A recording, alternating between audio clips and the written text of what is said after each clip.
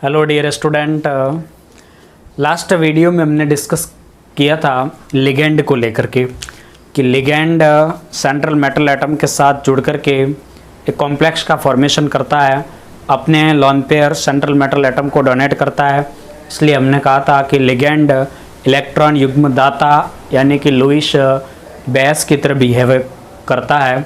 इसके अलावा डिस्कस किया था क्लासिफिकेशन ऑफ लिगेंड।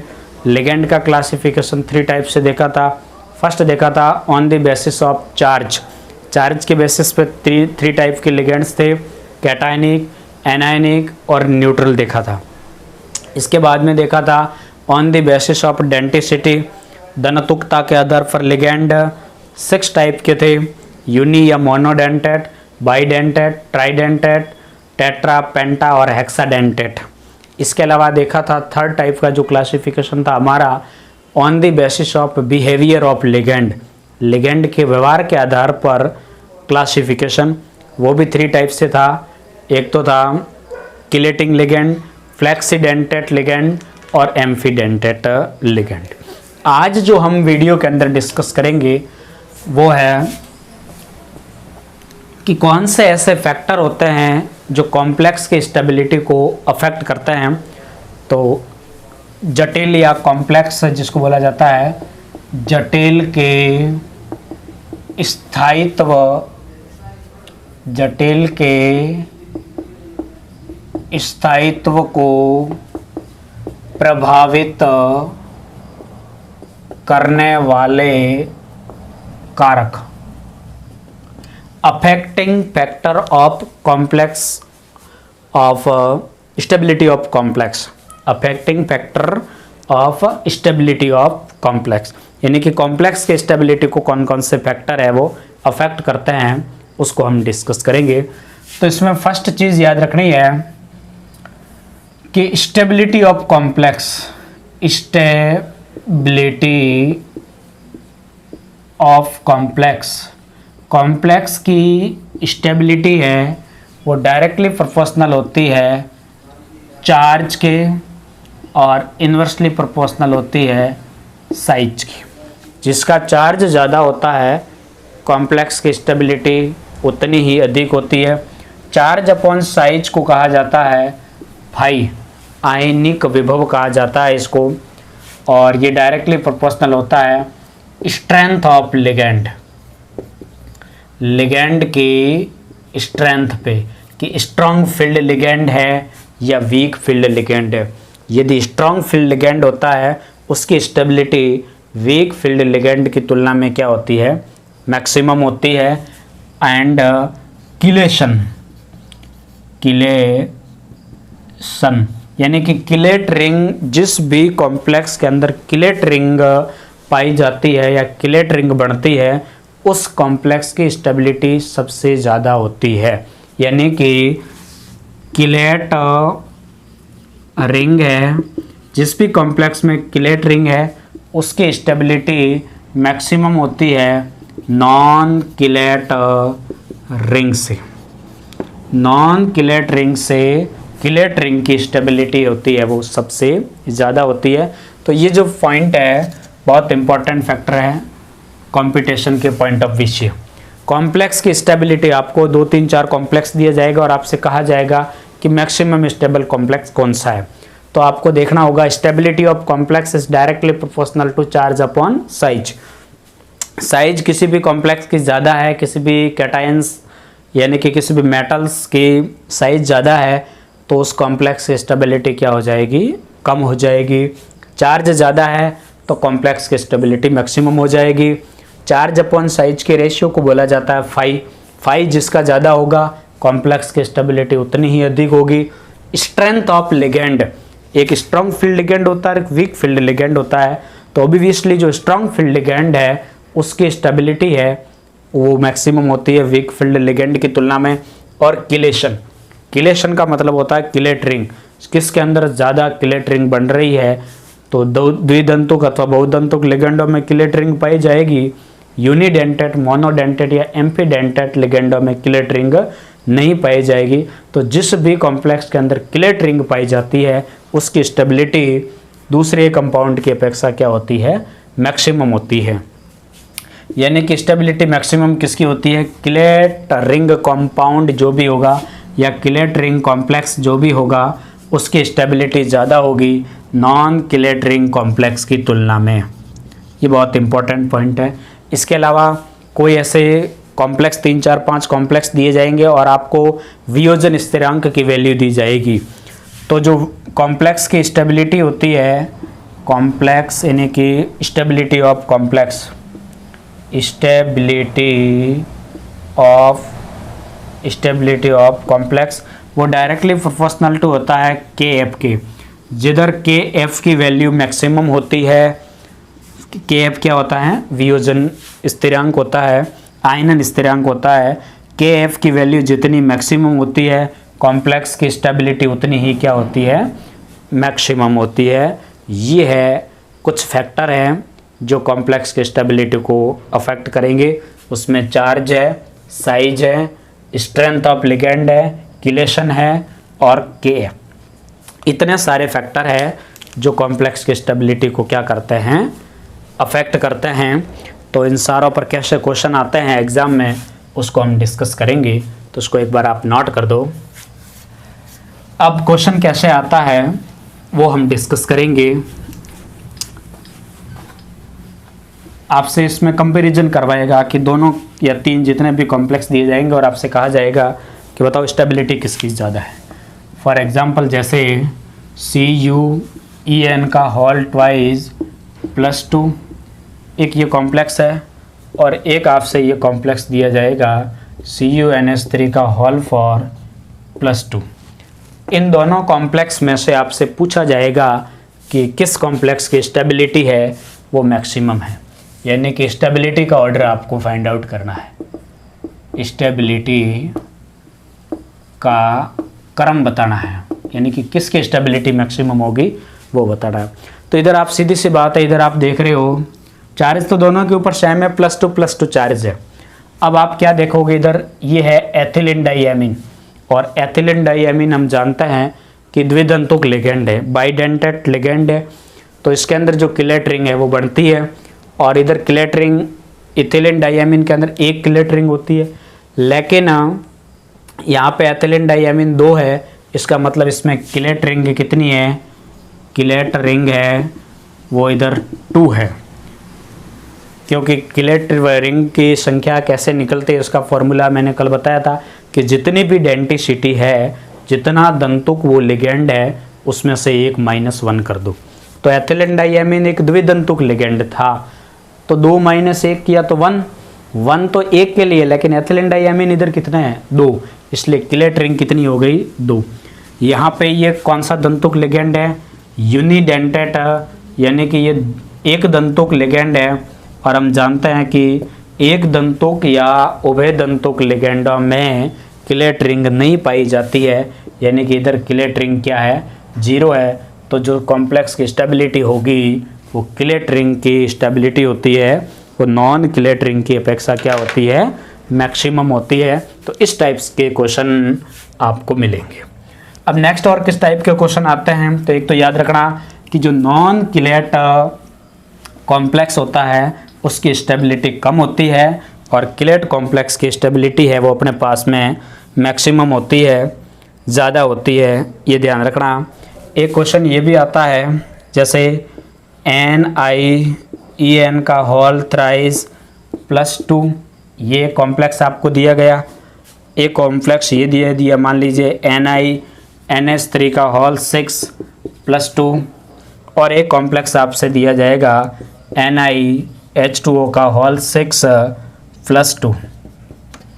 ये तीनों कॉम्प्लेक्स दिए जा रहे हैं आपको और इस तीनों कॉम्प्लेक्स के अंदर आपको स्थायित्व का क्रम पूछा गया है। कॉम्प्लेक्स की स्टेबिलिटी किसकी मैक्सिमम है, ये क्वेश्चन आपसे क्या हुआ है? पूछा गया है। तो सबसे पहले आप क्या देखोगे इस तीनों के अंदर, ये कौन सा दंतुक लिगेंड है? वो की वही बात है, द्विदंतुक लिगेंड है। मतलब द्विदंतुक लिगेंड है तो इसमें किलेट रिंग पाई जाएगी। तो इधर अपने पास में किलेट रिंग कितनी है बच्चा? तो ये द्विदंतुक लिगेंड है तो डेंटिसिटी 2 है, तो किलेट रिंग होगी इसके अंदर 1। लेकिन ये एथिलीन डाइएमीन कितने हैं? 3 है, इसका मतलब इसमें किलेट रिंग कितनी होगी, 3 होगी।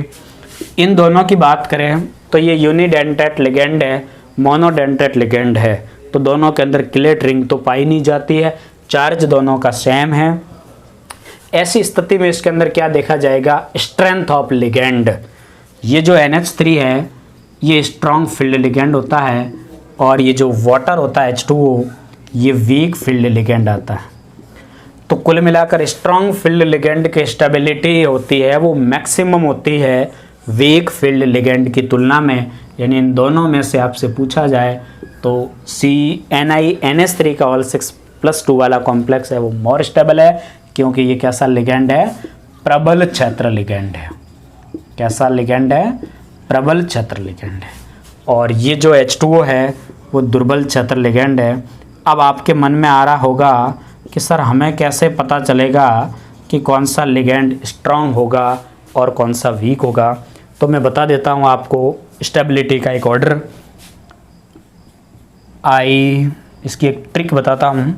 आई, बर्बादी, सनी, क्लास से फरार, ओह, ऑक्जिलेटो, पानी। ये जो सारे के सारे लिगेंड आपको दिख रहे हैं ये सब वीक फील्ड लिगेंड है। सारे के सारे कैसे लिगेंड है, ये वीक फील्ड लिगेंड है। कैसे याद रखोगे इसको, आई, बर्बादी, सनी, क्लास से फरार, ओह, और C2 नेगेटिव का नाम क्या है, ऑक्जिलेटो, ओह, ऑक्जिलेटो, और ये क्या हो गया, पानी। तो ये सारे के सारे क्या है, वीक फील्ड लिगेंड है। और इसको छोड़कर बाकी वाले सारे सुनो का मतलब है ये सुनो, EDTA and ammonia are in Canada and Colombo. ये जो सारे के सारे लिगेंड है ये बच्चों कौन से लिगेंड हैं, कार्बोनिल भी इसमें ही आता है। ये सारे के सारे स्ट्रॉन्ग फील्ड लिगेंड है, ध्यान रखना। आई, बर्बादी, सनी, क्लास से फरार, ओह, ऑक्जिलेटो, पानी, सुनो, EDTA and ammonia are in Canada and Colombo. ये सारे के सारे बच्चों स्ट्रॉन्ग और वीक फील्ड लिगेंड है। कई बार ऐसे भी ऑर्डर आ जाता है कि स्ट्रेंथ ऑफ लिगेंड की स्टेबिलिटी का ऑर्डर बताओ, स्ट्रेंथ किसकी, कौन से लिगेंड की स्ट्रेंथ मैक्सिमम है। तो ध्यान रखना सबसे ज़्यादा जो मैक्सिमम होता है वो ये CO होता है, फिर नाइट्रो होता है, फिर cyanido, ethylene diamine, ammonia, ethylene diamine tetra oxalato, thiocyanato, aqua, oxalato, hydroxido, fluorido, sulfido, chlorido, thiocyanato, bromido, iodido. तो आई, बर्बादी, सनी, क्लास से फरार, ओह, ऑक्जिलेटो और पानी, ये तो है वीक फील्ड लिगेंड। और जो नीचे वाले हैं ये सारे के सारे स्ट्रॉन्ग फील्ड लिगेंड है। तो सीधा ही क्वेश्चन ये भी आ जाता है। तो ये सारे के सारे लिगेंड है, इसको स्ट्रेंथ के इंक्रीजिंग ऑर्डर के अंदर इसको अरेंज किया गया है। इसको बोला जाता है स्पेक्ट्रोकेमिकल सीरीज। तो स्पेक्ट्रोकेमिकल सीरीज भी आपको डायरेक्टली याद रखना है।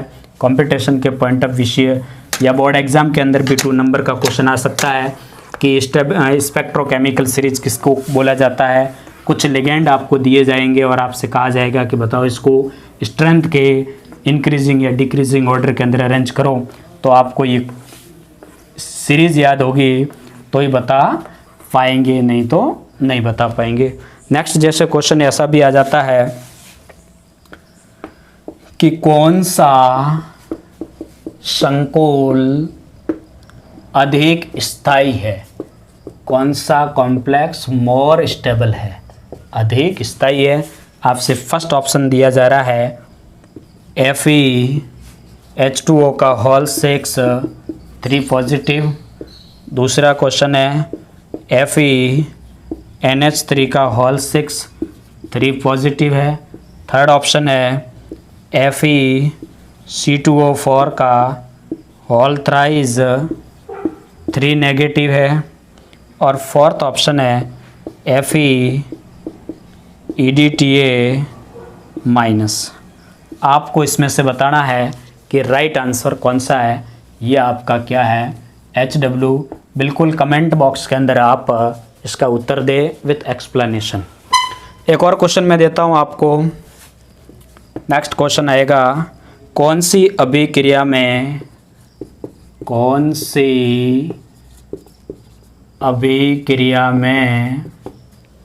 अधिक स्थायी जटिल बनता है। कुछ रिएक्शन आपको दी जाएगी, जैसे फर्स्ट ऑप्शन है Cu+2, इसकी रिएक्शन 4Cl नेगेटिव के साथ होती है तो कंपाउंड बनता है CuCl4 नेगेटिव। सेकंड रिएक्शन है Cu+2 की रिएक्शन 4H2O के साथ में है तो अपने पास में कंपाउंड बनेगा CuH2O का होल 4+2। थर्ड है ऑप्शन Cu+2 की रिएक्शन एथिलीन डाइएमीन के साथ है तो बनेगा CuEN का होल ट्वाइस+2। और डी ऑप्शन है वो अपने पास में Cu+2 की रिएक्शन Cn नेगेटिव के साथ में है तो अपने पास में ये कॉम्प्लेक्स बनेगा 2 नेगेटिव। अब इसके लिए आपको जो वियोजन स्थिरांक की वैल्यू फर्स्ट इक्वेशन के लिए जो दे रखी है वो है 10⁵। सेकंड इक्वेशन के लिए दे रखी है 10⁵। थर्ड इक्वेशन के लिए दे रखी है 10⁻22 और फोर्थ इक्वेशन के लिए दे रखी है 10⁻27। आपसे कहा जाएगा कि बताओ इसमें से सबसे ज़्यादा कौन सी अभिक्रिया में मैक्सिमम जटिल स्टेबल बनता है। तो आपको मैंने बताया था कि जो कॉम्प्लेक्स की स्टेबिलिटी है वो डायरेक्टली प्रोपोर्शनल टू होती है Kf के, जिसका Kf मैक्सिमम होता है। बताया था यहाँ पे Kf is directly proportional to क्या था, स्टेबिलिटी, यानी कि जिसका Kf मैक्सिमम होगा उसकी स्टेबिलिटी क्या होगी, मैक्सिमम होगी। और आप इस चारों रिएक्शन के अंदर देख रहे हैं Kf की वैल्यू डी ऑप्शन वाली जो रिएक्शन है उसके अंदर Kf की वैल्यू मैक्सिमम है। इसका मतलब इस रिएक्शन की स्टेबिलिटी क्या होगी, मैक्सिमम। ये आ जाएगा आपका आंसर। और इस क्वेश्चन को आप बिल्कुल करें और कमेंट बॉक्स के अंदर ज़रूर उत्तर दें कि कौन सा कॉम्प्लेक्स मैक्सिमम स्टेबल है। तो ये हुआ पॉइंट कौन सा, स्टेबिलिटी वाला, कि कॉम्प्लेक्स की जो स्टेबिलिटी है, स्टेबिलिटी ऑफ कॉम्प्लेक्स है वो डायरेक्टली प्रोपोर्शनल टू होता है चार्ज के, इन्वर्सली प्रोपोर्शनल होता है साइज के, डायरेक्टली प्रोपोर्शनल होता है फाई के, फाई को बोला जाता है आयनिक विभव, फिर डायरेक्टली प्रोपोर्शनल होता है स्ट्रेंथ ऑफ लिगेंड, फिर डायरेक्टली प्रोपोर्शनल होता है किलेशन के। यानी कि किलेट जिसमें भी रिंग बनती है उसकी स्टेबिलिटी नॉन किलेट की तुलना में क्या होती है, मैक्सिमम होती है। और फिर इसके बाद में स्ट्रेंथ ऑफ लिगेंड देखनी है कि स्ट्रॉन्ग फील्ड लिगेंड है उसकी स्टेबिलिटी वीक फील्ड लिगेंड की तुलना में मैक्सिमम होती है। फिर आपको देखना है Kf, जिस भी रिएक्शन का Kf मैक्सिमम होगा स्टेबिलिटी उसकी मैक्सिमम होगी। विद एग्जांपल हमने बता दिया। अब नेक्स्ट एक छोटे से पॉइंट को डिस्कस करते हैं, वो है EAN, जिसको बोला जाता है इफेक्टिव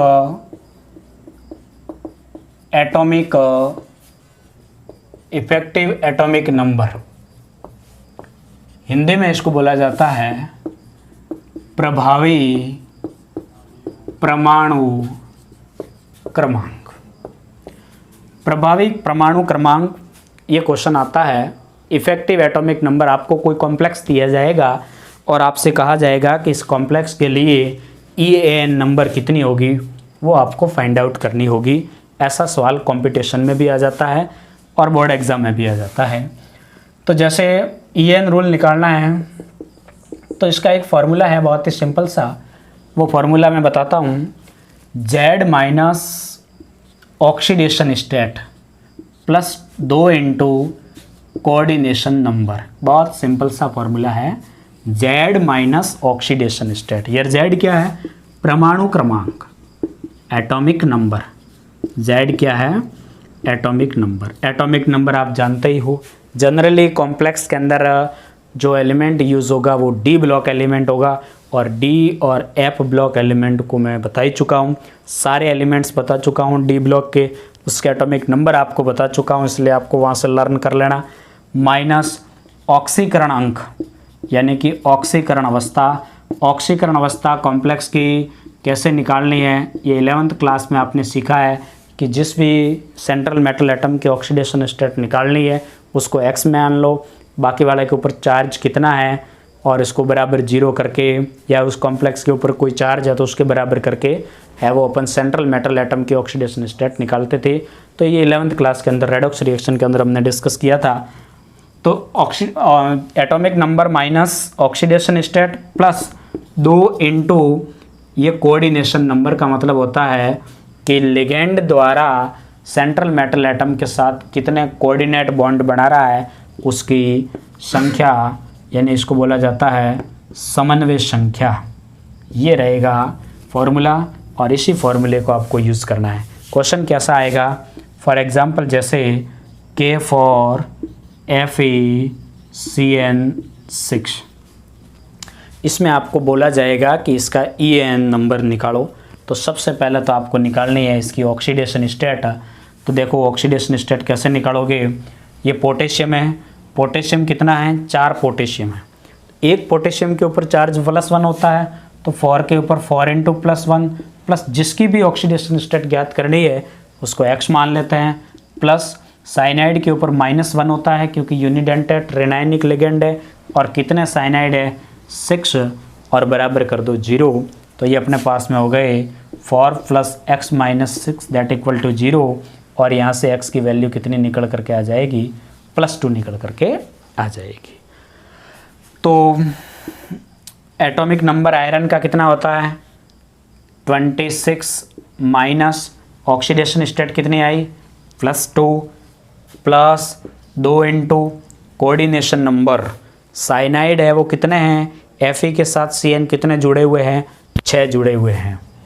तो ये हो गया 26 - 2 24 प्लस 12, यानी 24 और 12 कितने होता है? 36, और 36 कौन सी इनर्ट गैस है? क्रिप्टॉन। तो इसका EN नंबर कितना निकल करके आ गया अपने पास में? 36 निकल करके आ गया। ये एक सिंपल सा पॉइंट था, तो इसको बिल्कुल याद रखोगे। इफेक्टिव एटॉमिक नंबर, प्रभावी परमाणु क्रमांक निकालना, इसके लिए ये सूत्र होता है Z minus oxidation state plus 2 into coordination number. Simple oxidation state पहले सेंट्रल मेटल एटम की निकाल देना, एटॉमिक नंबर हम जानते ही है, तो एटॉमिक नंबर में से ऑक्सीडेशन स्टेट को घटा देना, प्लस 2 इंटू कोऑर्डिनेशन नंबर बता सकते हैं। तो ये इस प्रकार से EAN रूल है।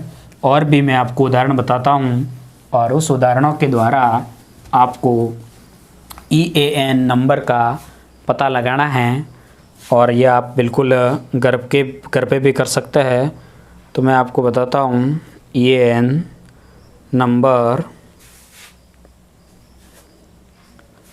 CuNH3 का होल फॉर SO4, ये कॉम्प्लेक्स दिया जाएगा और इसके अंदर आपसे पूछा जाएगा कि इसका इफ़ेक्टिव एटॉमिक नंबर क्या। तो सबसे पहले तो आप क्या निकालो? इसकी ऑक्सीडेशन स्टेट निकालनी है। तो ऑक्सीडेशन स्टेट क्या आएगी? कॉपर की क्या होती है? X, क्योंकि कॉपर की हमेशा oxidation state central metal atom की निकाली जाती है, X प्लस 4 इंटू, और आपको पता है NH3 न्यूट्रल लिगेंड है। हमेशा कोई भी न्यूट्रल लिगेंड होता है, उदासीन लिगेंड होता है, उसकी ऑक्सीकरण अवस्था हमेशा क्या होती है? 0 होती है। अब उदासीन लिगेंड कौन कौन से हैं? पहले वीडियो के अंदर हमने कल ही डिस्कस किया था न्यूट्रल लिगेंड के बारे में। NH3 है, एक्वा है, नाइट्रोसिल है, कार्बोनिल है, थायोकार्बोनिल है, पिरिडिन है, एथिलीन डाइएमीन डाईपिरिडिन, डाईएन, ट्राईएन, मेथेनॉल, यूरिया, मेथिलैमीन, ये सारे क्या है, फिर फॉस्फेन, ट्राईफिनाइल फॉस्फेन, ये सारे के सारे न्यूट्रल लिगेंड है। और ध्यान रखना न्यूट्रल लिगेंड के अंदर उस लिगेंड की ऑक्सीडेशन स्टेट 0 होती है। इसके अलावा धातु कार्बोनिला में भी धातु की ऑक्सीडेशन स्टेट 0 होती है। तो ये हो गया 0 प्लस SO4 के ऊपर होता है -2 चार्ज दैट इक्वल टू 0। तो ये पूरा अपने पास में 0 हो गया, यानी x - 2 बराबर 0 हो गया। तो हमारे पास यहाँ पर x की वैल्यू कितनी निकल करके आ गई, +2। अब कॉपर का एटॉमिक नंबर हम जानते ही हैं कितना होता है 29, माइनस ऑक्सीडेशन स्टेट कितनी आ गई, -2 आ गई, +2 इंटू और इसकी कोऑर्डिनेशन नंबर कितना है 4। तो 29 - 2 27 +8 और ये कितने होते हैं अपने पास में 35 होते हैं। क्या यहाँ पर इनर्ट गैस का इलेक्ट्रॉनिक कॉन्फ़िगरेशन है, नहीं प्राप्त हुआ है। तो बिल्कुल आप इस प्रकार से कर दोगे, अरे बोल लो यस और नो। अब मैं आपको कुछ एग्जांपल देता हूँ और आप इसको बिल्कुल करके आएंगे।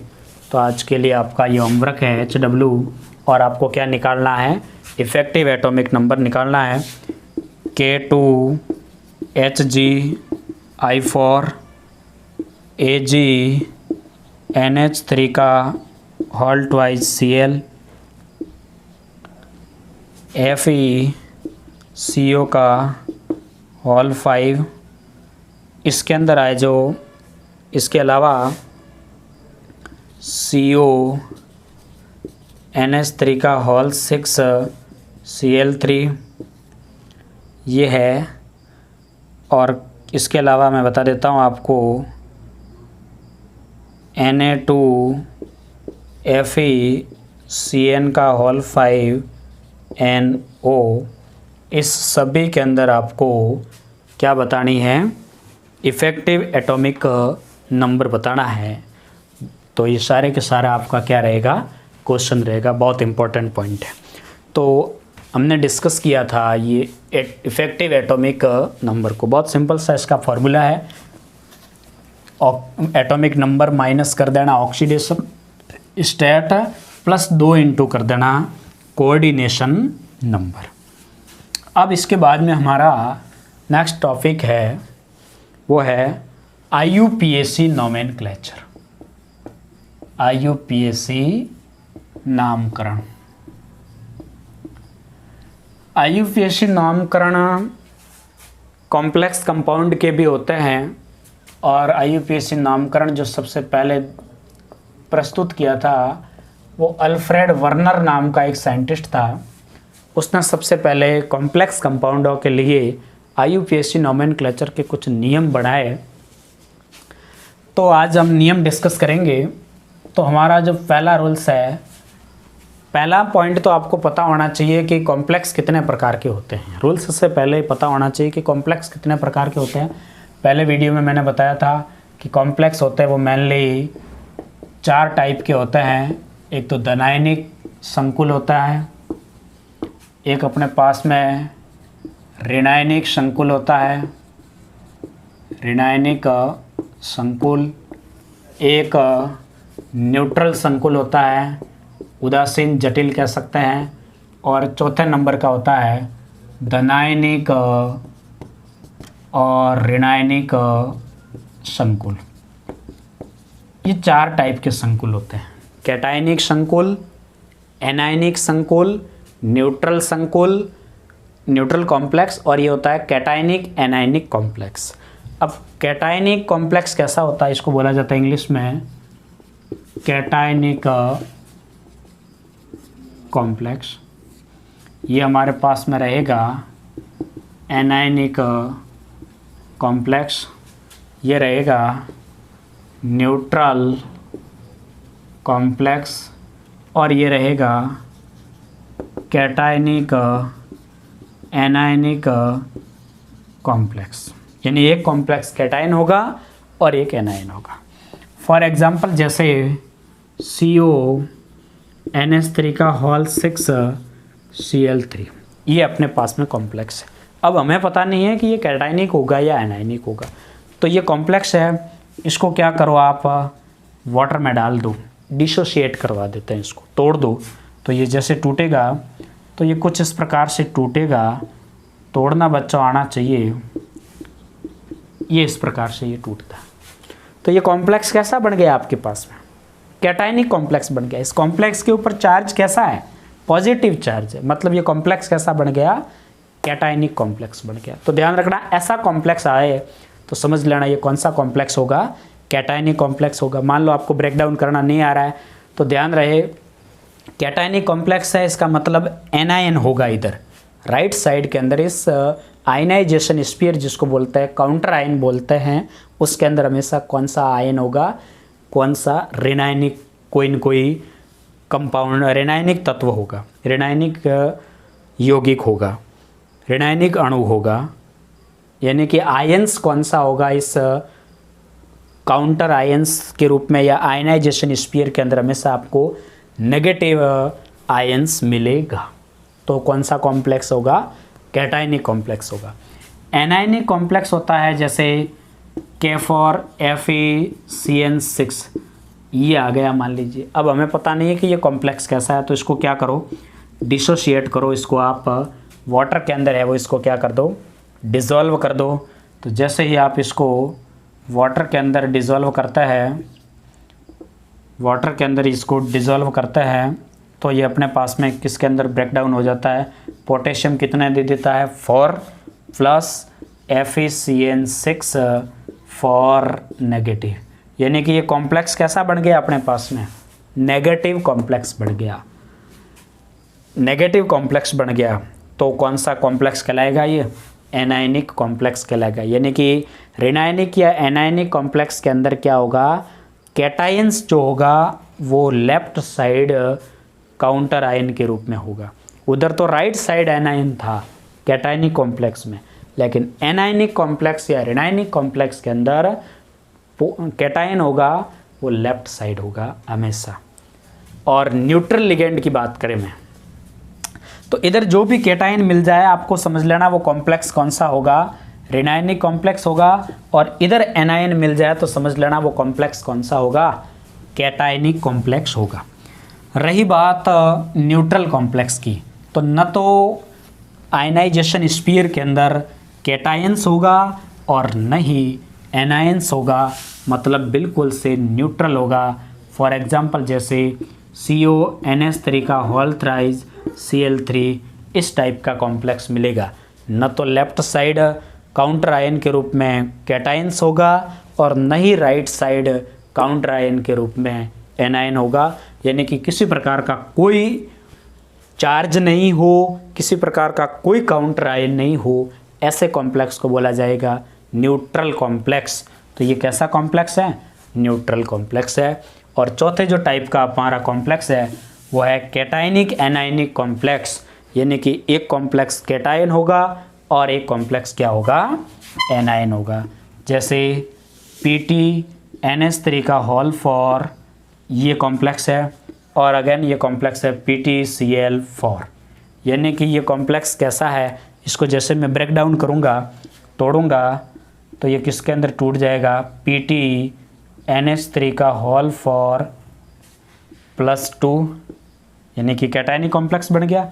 और इसको तोड़ेंगे तो ये टूट जाएगा PTCl4 2 नेगेटिव। तो ये कैटायनिक कॉम्प्लेक्स बन गया, ये एनायनिक कॉम्प्लेक्स बन गया। ऐसा कॉम्प्लेक्स आ जाता है तो उसको क्या बोला जाता है? Cationic anionic complex. तो पहली बात तो है कि कॉम्प्लेक्स 4 टाइप के होते हैं और इन चारों टाइप्स का हमें पता होना चाहिए, इसको ब्रेक डाउन करना आना चाहिए। अगर ब्रेक डाउन करना नहीं आ रहा है तो समझ लेना राइट साइड के एनायन मिल जाए तो समझ लेना वो कैटायनिक कॉम्प्लेक्स होगा।